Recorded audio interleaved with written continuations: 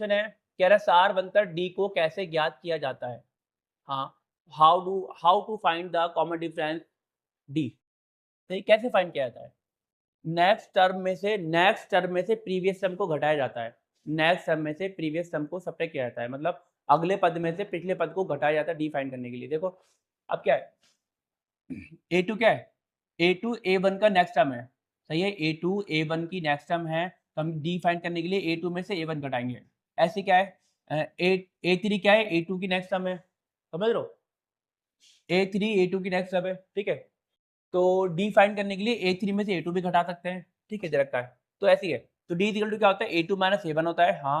A3 minus A2 भी होता है, AN माइनस AN-1 होता है। जैसे देखो डी डी बराबर कैसे है?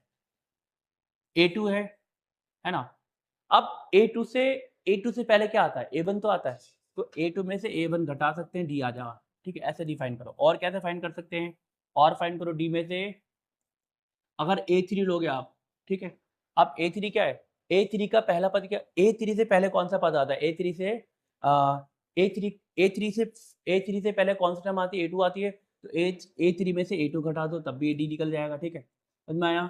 और कैसे फाइंड कर सकते हैं? और D बराबर कैसे फाइंड कर सकते हैं? A अगर 6 है, A6 में से क्या घटाएंगे? A6 A6 में से क्या घटाएंगे?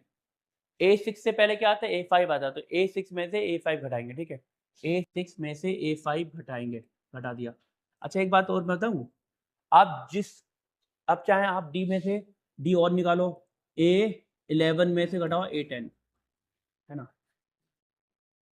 ठीक है। अब देखो चाहे कैसी भी D निकालो, D जो कोई भी AP होती है ना, उसका D कैसे भी निकालो सबका सेम होता है। अगर यहाँ पे D 5 आ रहा है तो यहाँ भी 5 आएगा, यहाँ भी 5 आएगा, यहाँ भी 5 आएगा, ठीक है।